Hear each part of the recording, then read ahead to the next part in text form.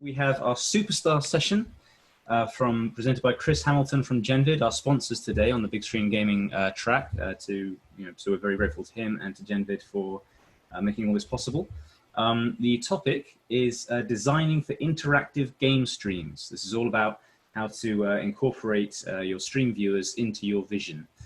Lots of interesting stuff happening in this field right now, and we're seeing lots of games sort of taking advantage of streaming viewers. So I'm sure it'll be a lot of fun. Chris, you there? You ready?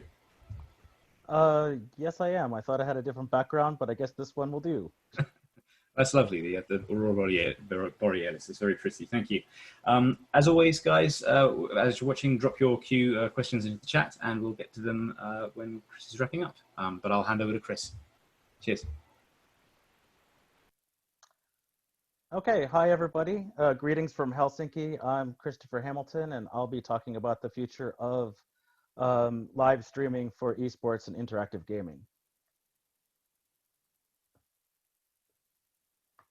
I'll cover a little bit about myself and Genvid Technologies. I'll talk about massive interactive live events, or MILES, about interactive streaming for spectators.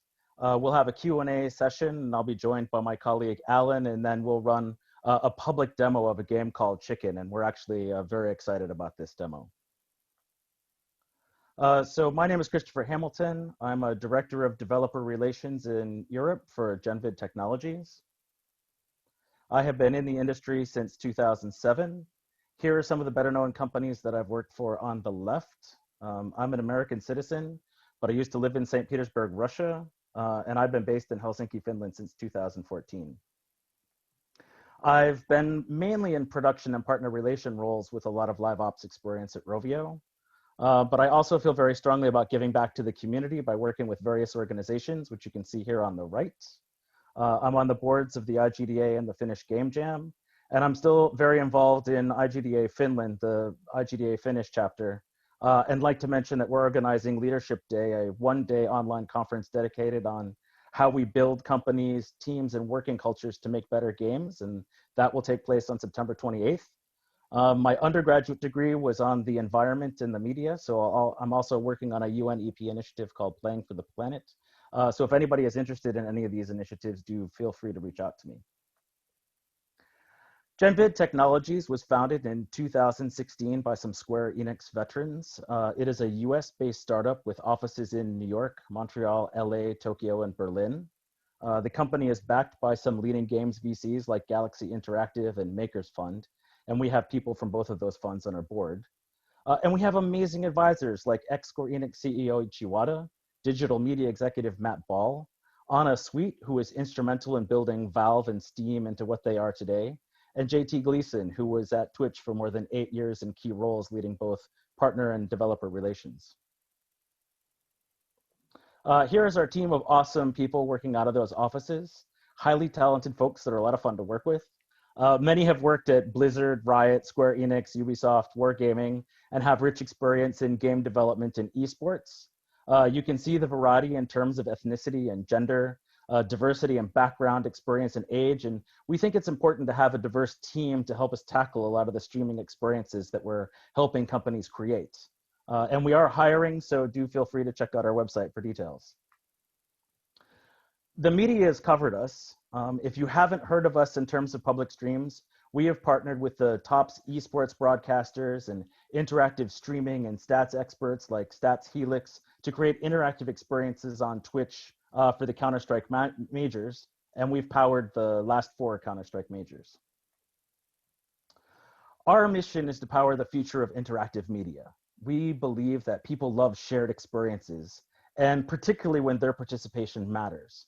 And be it gaming or sports or reality TV, these are the events that become water cooler moments in the office, or these days what people are kind of randomly chatting about in the random channel on Slack.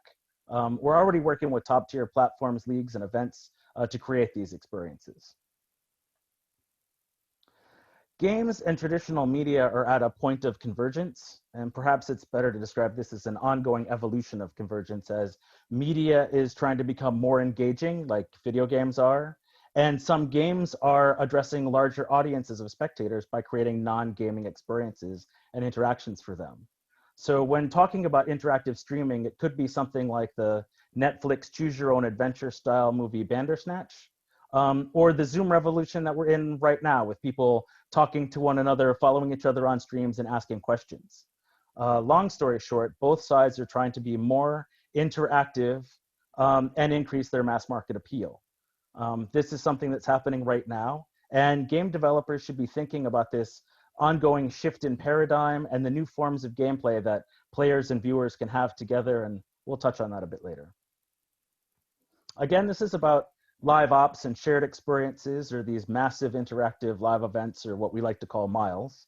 Fortnite is organizing massive online events like DJ Marshmallow's performance last February that reached a reported 10 million viewers, only to be eclipsed by the Party Royale anchored by Travis Scott in May that reached a staggering 12.3 million. And when Epic founder Tim Sweeney was in Helsinki last year, he spoke about how players met in Fortnite, not only to play Fortnite, but to chat with one another, to watch other people play together, and to have a shared experience. And so here, games are building experiences that appeal to more than just core gamers as they reach out to a wider audience.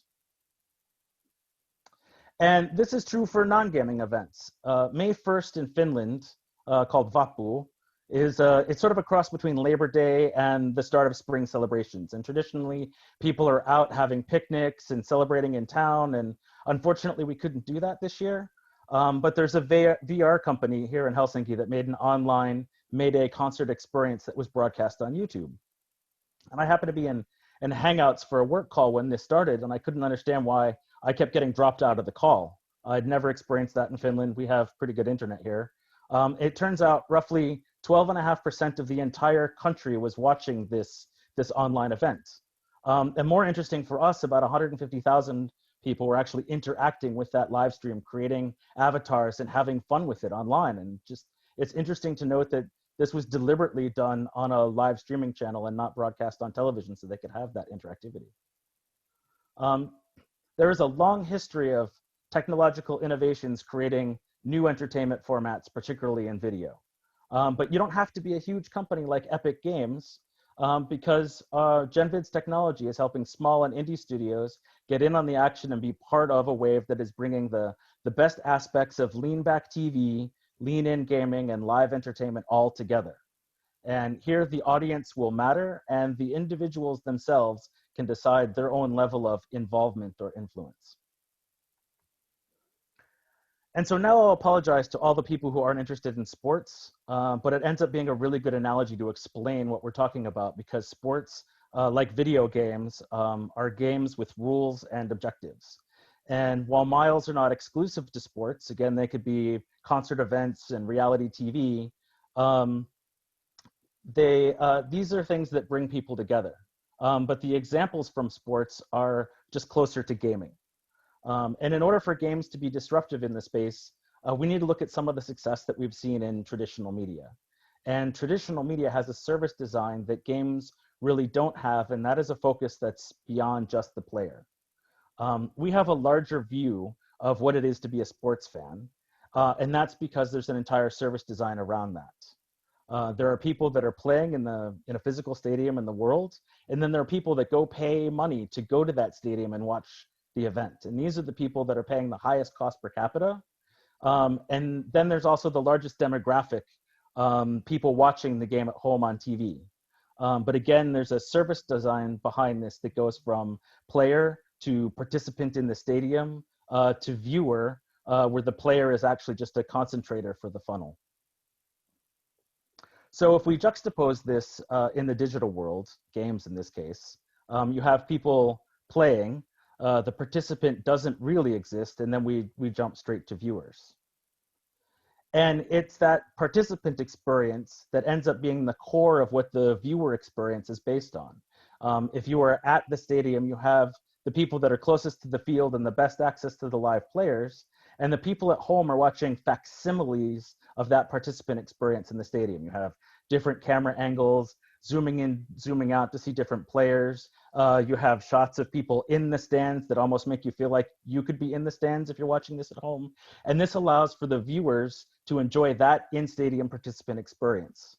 And for the most part, in the digital world, we have jumped from the player experience to the viewer experience. and we are just watching the player view for everything. And that's not necessarily the best way to build experiences for viewers. So right now we have a growing underserved market, which is the viewer. Historically, developers have been focused on the players. They create great gaming experiences and they know how to monetize them. And developers are only now just starting to get comfortable with thinking of viewers as part of the ecosystem, which is why it's really exciting to talk about this and to be in this space. Twitch continues to post record quarters, both in terms of hours watched and viewer counts on the platform. And in terms of hours watched, Twitch jumped from 2.3 million hours watched to 5.1 million from the last quarter of 2009 to the second quarter of 2020. The average viewer count went from 1.2 million at the end of 2009 to 1.4 million in February, then as high as 2.5 million in April before leveling off to 2.2 million average viewers over the summer. Clearly, the ongoing global pandemic has caused a spike in viewership, but there was significant growth before COVID-19, and this is more COVID accelerating the trend here. And again, apologies to the people in the audience who don't know anything about baseball, but in many ways, this slide really highlights my point here of why viewers are underserved. Most streaming experiences look something like this. Streamers can only broadcast from the player's perspective, and it's really difficult to follow what is happening in the game with just this view. Strategy, tactics, team coordination are all lost without giving the audience an understanding of the bigger picture. And I, as a viewer, if I'm watching a game on Twitch, if I don't play that game myself, I really don't have an idea of what's going on. And if I don't understand what's going on, then it's not particularly engaging for me to watch that. So it's important to note that game developers, and not streamers, but game developers are in the best position to address viewerships of their games. Game developers have the ability to put in new camera angles and create interactive experiences that address the viewers and help them understand what is happening in the game. Professional sports are spectator-driven businesses, and game developers are only now starting to build that spectator-centric value and tap into this audience. So we at Genvid are focused on the participant experience. We feel by creating a value-driven participant experience that has multiple layers of engagement where the viewers can affect what they are watching, we can create a really cool funnel that benefits everyone in the ecosystem, players, participants, and viewers alike. So again, thinking of the physical world, players aren't paying. For the most part, they are being paid. Participants that are in the stadium are paying the most, but are likely having the most fun because they're right there in the action and they can feel the energy at the stadium. But it is because of that participant experience that they are able to drive most of the revenue through broadcast rights. Players are the core demographic that developers are thinking about today. They are basically the only monetized segment. And interactive viewers, again, another way of saying participants, are an opportunity. Game developers make interactive experiences geared towards players, but there is an opportunity in making these interactive experiences for viewers. And spectators benefit from an enhanced, more enjoyable, and more understandable experience that will help drive fandom and value. So what does this mean? People go to stadiums to enjoy that rich experience, and they get that through understanding the game, or music if it's a concert. But they want to go to the event knowing that they are competent about what they are watching. So here are some ways that we can add value and create enjoyment, competency, and fandom. So on the left here, we have bird's eye camera angles, maps that can be toggled on and off that provide viewers with the big picture. I can select an angle that works for me. I could pull up live stats and that help me follow my favorite player, or compare my favorite player against some other fan favorites. Jumping to the middle slide, unlike sports, video games are constantly evolving. We live in a world of live ops, and rules and gameplay just change over time. So it's important to tell the viewers what's going on so they understand what they are watching. And this is also super important to help novices get into the experience. And then finally, on the right, viewer interactions where the viewer can actually reach out and touch the game and affect what's happening by providing a player with a lifeline by sending some extra health or impeding them by setting some traps. When talking about the different types of interactivity, we like to structure our thinking a little bit. So there are 3 different tiers, the first of which is informational. And again, this is giving viewers information. And the goal here is to have a competent viewer. So like being able to adjust the volume on a traditional broadcast, you should be able to adjust things like stats and data and being able to toggle on and off things like what's in a player's inventory or maps where the players are and where they can be located on those maps. And this is just data that's sent along with the stream, so it's not particularly difficult to implement. The next tier is customizable. And this is the idea that you have different demographics and interest groups that are watching your game and giving each of those groups a native experience. So it could be a localized version in their own language, or just allowing them to cater information to a specific team or a specific player that the audience is following. It could be something like having a different camera or different language options. And in esports, we're already being segmented with, say, English or Korean specific channels. And this helps us create that home and away feeling that shoutcasters are often talking about with specific teams. So the easiest way to think about this is just having custom cameras and data feeds with separate chat and cheering functions. And this is just a web overlay on top of video. Again, it's not that hard to implement. And then last, and this is usually where game developers jump first, that's the influential tier. And this is where viewers can reach out, touch the game, and have an effect on player experience, be it through cheering or something more impactful. It could be something nuanced, like cheering that buffs the NPCs or boss characters in a game, and it makes them more powerful, and the viewers enjoy that. And then maybe as a result, players get better drops as a result of that. Or it could be something super impactful, like buying a grenade and throwing it into the middle of the match and seeing what that does, or sending in supply drops and watching all the players race after the goods. We start with informational simply because it's the easiest to implement. It's just exposing data and putting it in a web overlay. Customizable takes a little more time to figure out camera angles. It can be tricky working with developers who maybe didn't think about the entire world and only sort of drew part of the world that the players would see. So by putting in a player-centric camera, they might expose parts of the world that weren't actually drawn. So some of these things need to come into consideration. And then obviously influential is the hardest. It takes a fair amount of time and effort to figure out player balance and enabling viewer inputs to affect a game in ways that it doesn't totally destroy the player experience. And actually working with the developers to solve some of these problems is probably the favorite part of my job, to be honest. So why does one want to do this? Because if you build an audience and fandom, you can monetize it. Maybe it's a way to attract more players into the game. And both informational and customizable tiers can be put behind a paywall or paid for by a sponsor or monetized through ads. The influential tier opens up possibilities of microtransactions where viewers could be buying consumables or cosmetics that affect their experience as well as everyone around them. And I'll note here that as of February 2020, 590 million bits have been cheered on Twitch. So this empowers viewers to become active participants in the ecosystem, helps drive the massive interactive live events that I was talking about earlier. So key takeaways, it is still early days, but there are a lot of potential out there. Again, developers are in the driving seat here.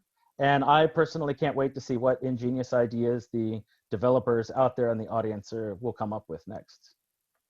So thank you. If anyone has any questions, don't feel to reach out. I can see there are a bunch of questions in the chat. My email address is listed here below. Our SDK is available for free on our website. And with that, I'll take questions. And I think Alan is ready to join the call and help us answer some questions. That's right, yeah. Alan coming in to help answer. We've got several questions, as you say, got a number. Let's start from the top. How hard is it for developers to implement your solutions? It really depends on the game style itself, I would say. Like there are a lot of games that can be difficult and complex, and then there are very simple integrations that can be done rather quickly. We have one game that was done by a Japanese developer called Space Sweeper, and he was able to integrate all three layers actually in one day.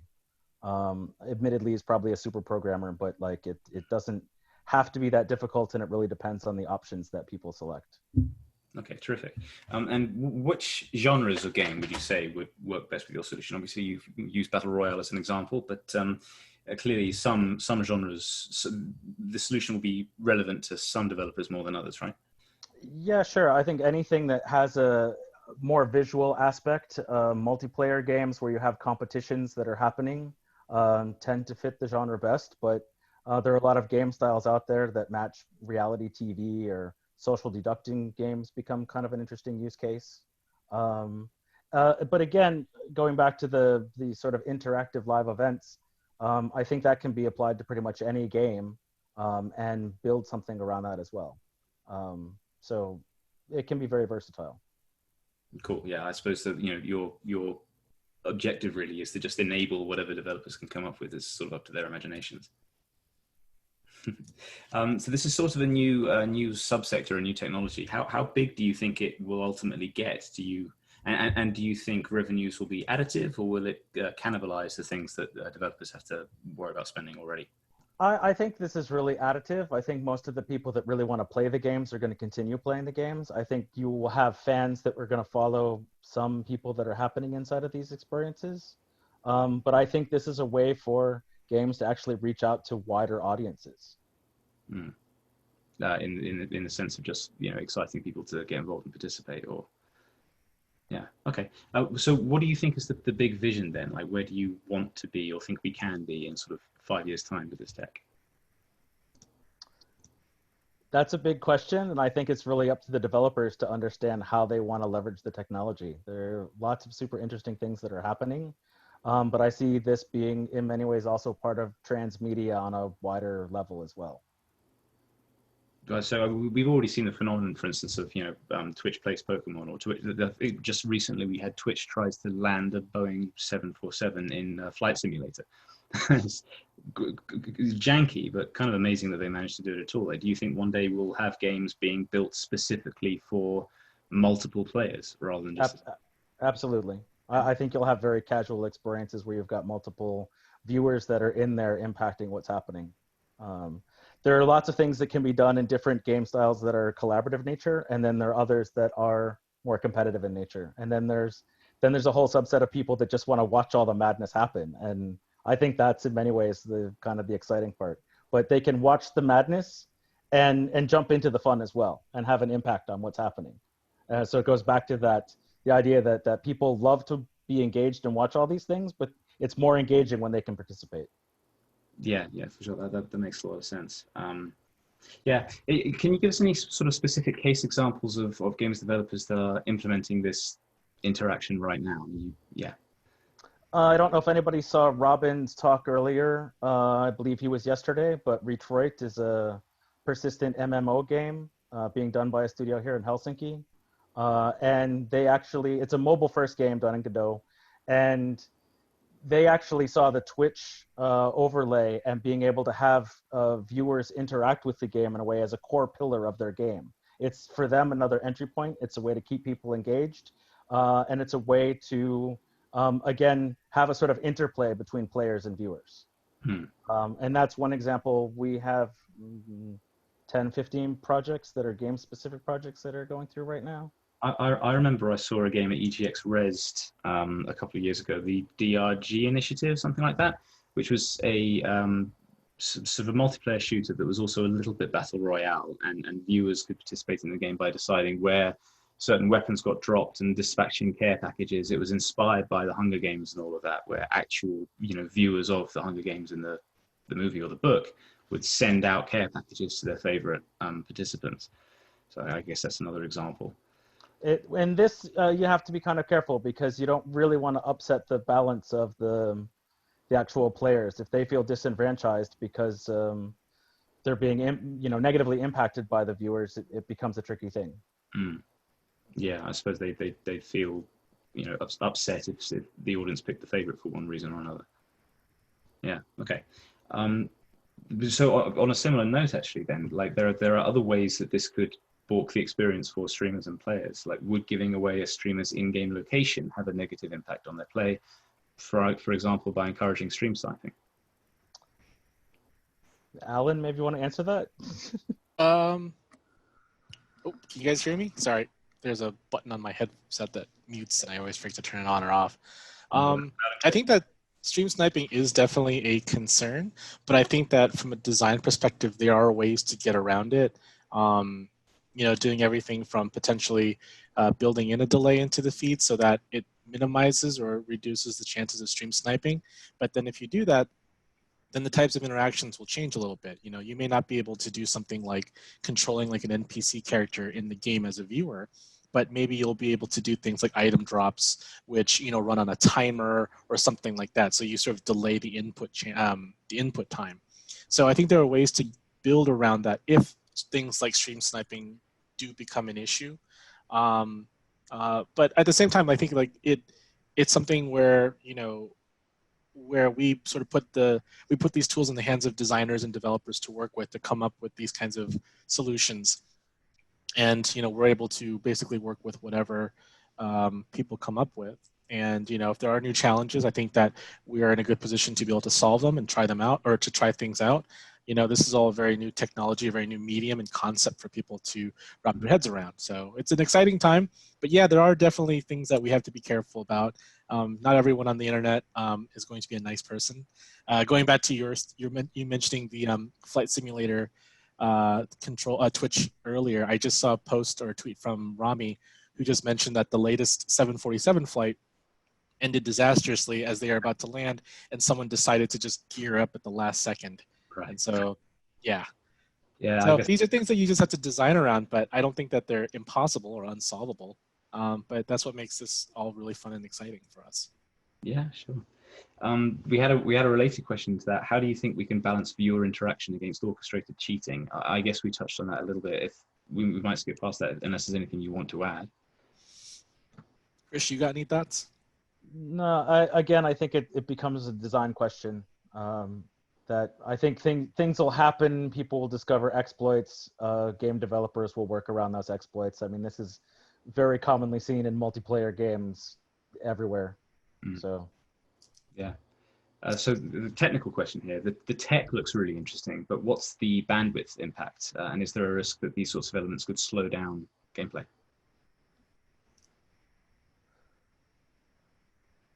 Well, the gameplay is kind of completely separate in the sense that it's, our SDK goes into the spectator build. So we're not actually in the sort of the game itself.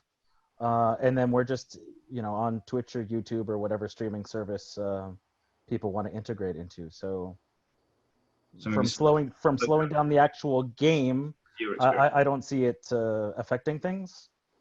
But maybe the viewer experience?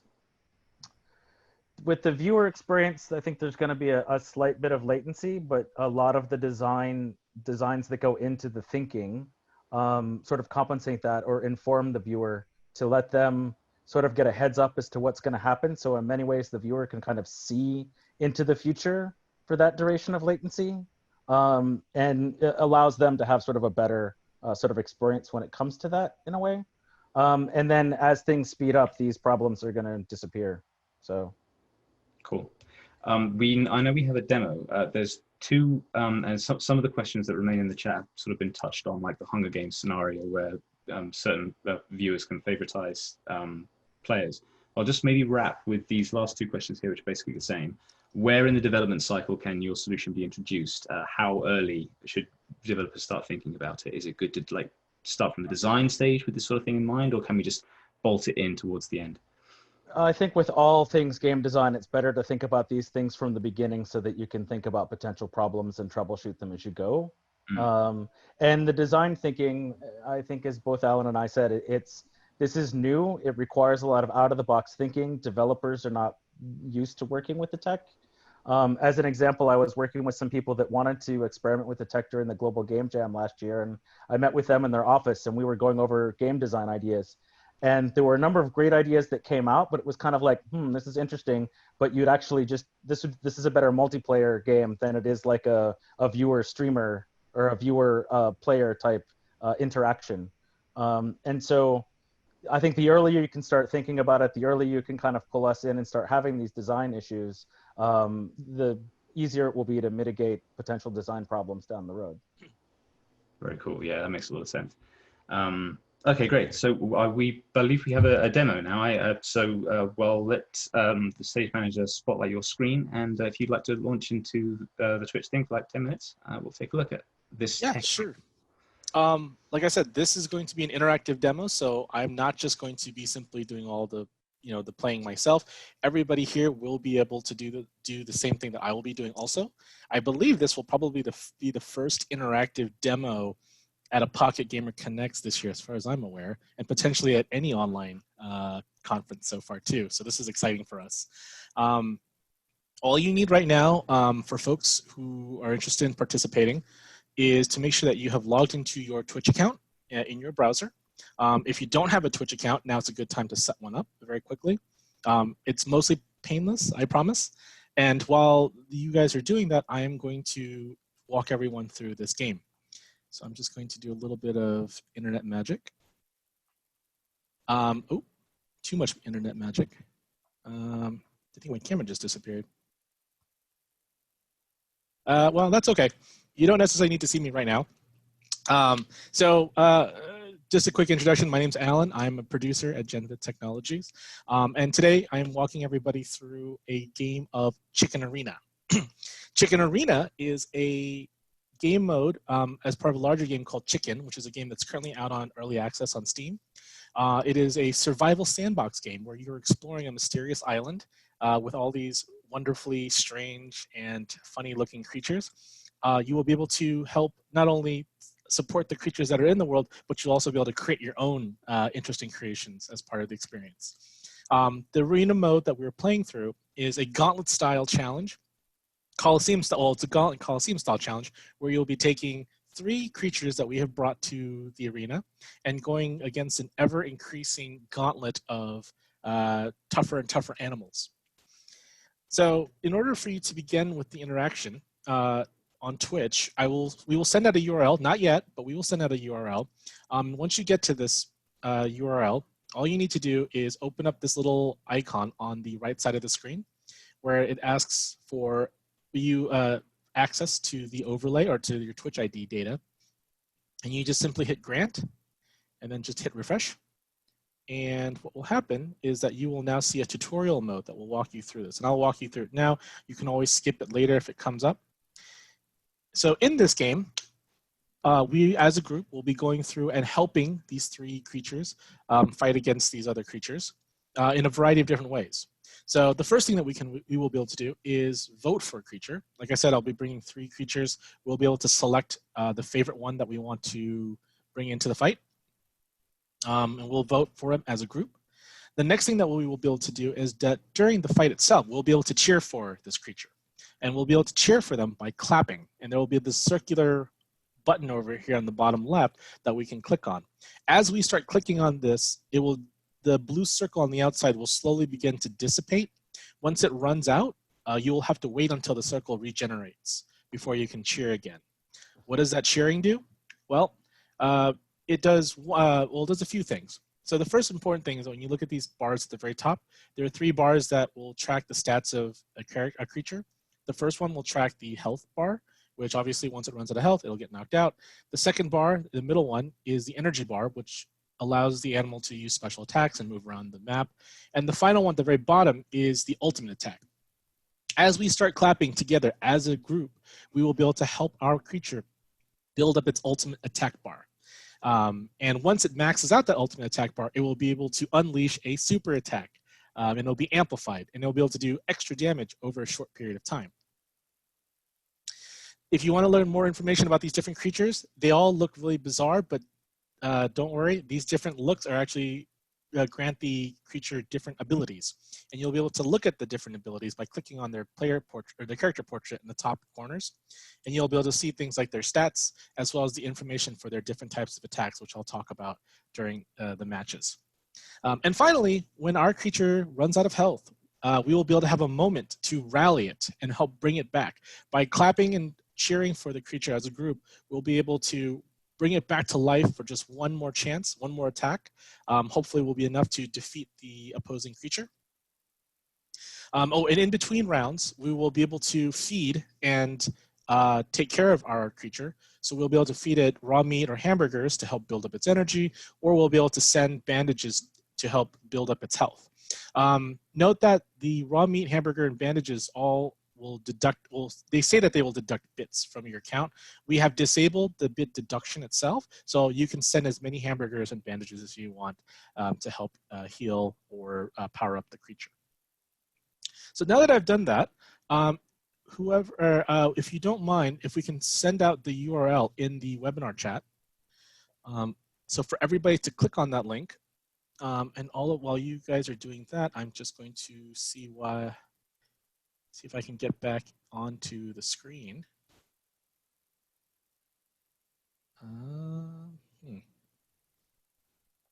That's weird. Ooh, sorry. If you'll just hang on 1 second, I apologize.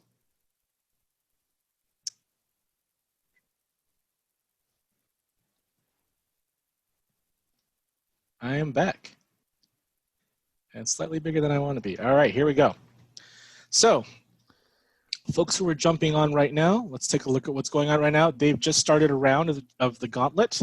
This is the Majestic Feathercat going against the Majestic Legged Snat. Like I said, during the match itself, and feel free to turn on the volume. You'll be able to hear the crowd cheer also as they start fighting, which is also adds a lot to the atmosphere. So like I said before, if you click on the clap button, we'll be able to build up the meter of the Majestic Feathercat. The more you click, the more we power the Majestic Feathercat up. So right here, the Snat, unfortunately, has been amplified, but the Majestic Feathercat is also now amplified. So now they're both able to do extra damage against each other. If we keep cheering, we'll be able to help rebuild that superpower meter as quickly as possible to hopefully give it a second chance for the Feathercat to go against the Snat with its super damage. Feathercat just stunned the Snat and is now powered up and ready to take on the Snat some more. Again, sorry I'm going so quickly. I'm just commentating on the match itself. If you have any questions, feel free to ask them in the chat. Also, if you are having any issues not seeing things like the icons appear, things like that, refresh the browser, make sure you are logged in, and make sure you have granted access to your Twitch ID to the chicken extension. So you know what, we're just gonna go with this. I actually have never seen so this is a 5 creature battle. I've actually never seen the last creature, and I've never beaten the last creature. So we as a group will be able to go through and see what that looks like. But I won't be able to do this without everyone else's help. So if we all do this together, we should be able to win the whole gauntlet. So as you can see here, the game also lists out the number of claps. So thank you, Kathleen. Thank you, Giran Asia. Myself, my Twitch ID is Hey, it's Really Allen. I think Hamilton was the last one. So thank you, Chris. So the second match, I believe this is the, well, before that, we can all vote for a different creature. My personal favorite is the Scarlet Cowbird, but the Hefty Repig Dog is also really powerful. The Majestic Feathercat, I think, has the best set of abilities. So feel free to vote for the one that you want. Oh, and again, I know I went through the tutorial very quickly, and I apologize for those of you if it's too fast for you. If you ever want to run the tutorial again, just click on Run Tutorial over here on the left side of the screen. So the Hefty Repig Dog has entered the arena. It has a giant horn on its head, and it's also roughly 2.5 feet high. But it's got a long neck, so we'll see how it goes. Chris, is there anything you want to mention or say anything to anybody about what's going on right now? Or are you just going to run it with, or are you just going to take in the fight with me? I'm just enjoying the fight in general. I just, okay. These guys are so weird looking. I love it. Yeah. So I was saying before, these different animals have different abilities based on their different life blocks that are attached to them. So, you know, you got these chicken legs over in the repig dog, you got these cow legs, the dino cow crab. If you want to know the different abilities, again, you can just click on the hefty repig dog or the portraits, and then they'll show these different items or abilities. So for example, the dino cow crab over here has a tail strike, which stuns the enemy. It has a charge ability. It also has a bite. Oh, and the repig dog has already been amplified. So he's going to go to town against the dino cow crab. Dino cow crab is also now amplified, but he's also losing a lot of health very quickly. So we'll see what happens with the repig dog. I think the repig dog is going to be able to destroy the dino cow crab. This is going to be a very easy round, and we'll be able to take on the next challenger very, very quickly. Oh no, dino cow crab actually took in some couple good shots. Ooh, but the dino cow crab is now stunned, and it is going to get knocked out shortly. I think maybe one of the questions that we usually get, and so you can see here the round summary. Only 10 attacks were landed by the repig dog, but obviously by amplifying the animal, we're able to do a bunch of extra damage, which is why we were able to slightly just beat out the dino cow crab. Thank you, Mika, for also joining us as well and playing. Yeah. So here's a repig dog doing a little bit of a victory spin. It also has, so it not only, I believe it has a charge and a bite, but it also, that little thing on its behind is a spider, is a web shooter. So it can also shoot webs at the opponent at a distance. Although the way that this AI is behaving, it generally just kind of runs up to you, turns around and shoots you in the face with a web. That's just how the way the beast communicates, I suppose. Should we be clapping all the time, or is it strategic? It's going to be a bit strategic. If you notice that blue circle will dissipate over time. So once it gets down to 0, essentially your claps won't count for the power amplification. So the idea behind this is that we kind of want to encourage viewers to just get into sort of a rhythm of clapping, so that you don't lose that meter, and you also be able. And then the more meter you have, the faster the meter itself will regenerate. So there is a little bit of a strategy to it. It's just, you know, if you think about if you're at like a sporting venue, you're not just cheering 100% of the time. You're trying to cheer at very key moments of the event, or, you know, trying to get into a rhythm to amplify your ability to cheer and so forth. But again, these are things that, you know, we as Genvid did not dictate to the developers. The developer is a company called Catapult Studios, based out of New York City. These ideas are things that we worked on together, and we thought a lot about the design, the approach, and everything. And so, you know, this can work. Oh, they both just shot eggs at each other. So they both have the ability to shoot eggs, and I think the 2 eggs just kind of negated each other. But yeah, this is something that we worked together on designing. You can see that there's a lot of nuances that we've thought about. And, you know, to try and make a very compelling, interesting experience for folks to check out. The other thing I just want to point out really quickly is that if I disable the chicken overlay, you can see that things like the clap button disappear.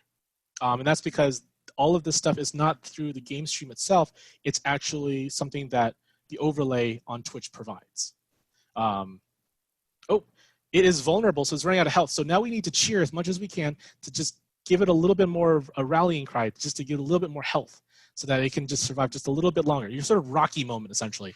So the Feather Cat now has about roughly a third life, but that laser blast from the Cyborg Dodo is really annoying. It does a lot of damage. It has a tendency to shoot it in the at close range and at a distance. I think it's totally unfair and overpowered, but them's the breaks. So we'll just have to work against it. So if we cheer for it again, we might be able to give it a second or third wind at this point to be able to maybe topple the Cyborg Dodo. Oh, they start throwing a bunch of eggs at each other. Now they're just biting each other, and the Feather Cat just gets itself railed again. It's almost out of health. Maybe a little bit longer. We just need to survive till the end of the round, so we can just survive for the next 11 seconds. Oh, unfortunately, that's just not enough. I generally lose at about the Cyborg Dodo. You can see that it attacks a lot, and its attacks land a lot, and that's really frustrating. The Majestic Feather Cat also had this ability that I wanted to mention earlier, where it can teleport behind you. So these abilities are sort of crazy. It shoots eggs. It teleports behind you. Has a bite. I think that it even has this, because it has bird wings. It has this ability to blow you away and stun you also. All sorts of weirdness. But that's the intrigue of this game, is that it's so strange, but there's just this weirdly attractive thing to it. And it's also just because all these abilities are so diverse, it really lends itself to experimentation and just letting you just kind of go wild with creating some of these different creatures. Thank you very much. That was terrific. It's a lot of fun. Okay, cool. Well, that's our time basically on the big screen gaming track for this morning. Is there anything else that you guys would like to say in conclusion, or shall we break for lunch there? Chris, you got anything? Yeah, no, just thanks everybody. If anybody has any questions, don't hesitate to reach out. Cool. And awesome. Thanks very much to Genvid for that demo. Very exciting, the potential that technology has. And thanks again to Genvid for sponsoring the big screen gaming track.